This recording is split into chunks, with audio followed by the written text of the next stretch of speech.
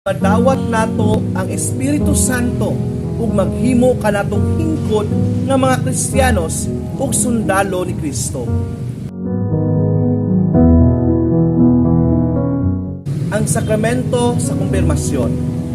Kini usa ka sakramento diin madawat nato ang Espiritu Santo ug maghimo kanatong hingkod nga mga Kristiyanos ug sundalo ni Kristo.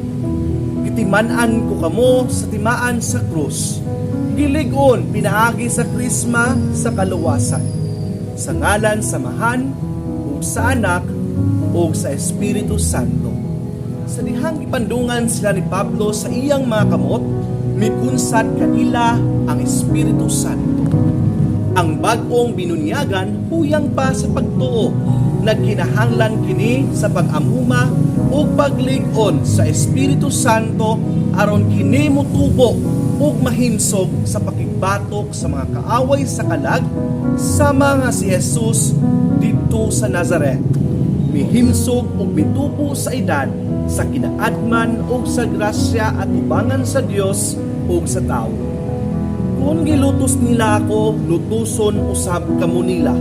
Muanhi ang manlalaban, ang espiritu sa kamatuoran, nagikan sa amahan ug makasaksi mahitungod kanako. Ug magsaksi usab kamo mahitungod kanako.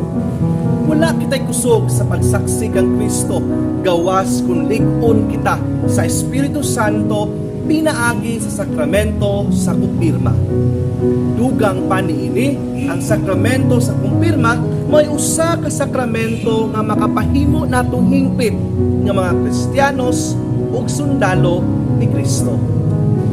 Mga bunga alang sa tagsa-tagsa.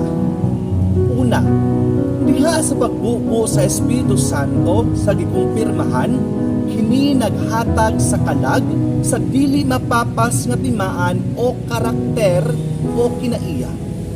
Ikaduha, nagpatubo sa grasya nga naangkon diha sa bunyag. Ikatulo, naglig-on sa atong panaghiusa ngadto kang Kristo ug sa iyang simbahan. Ikaupat, naghimo kanato nga hingkod o hamto nga mga Kristiyanos.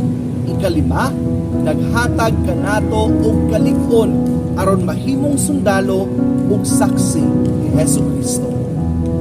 Bunga alang sa tibuok simbahan. Ang kumpirma naglig-on sa atong kahiusa ngadto sa simbahan aron mahimo kitang tinuod nga mga saksi ni Kristo.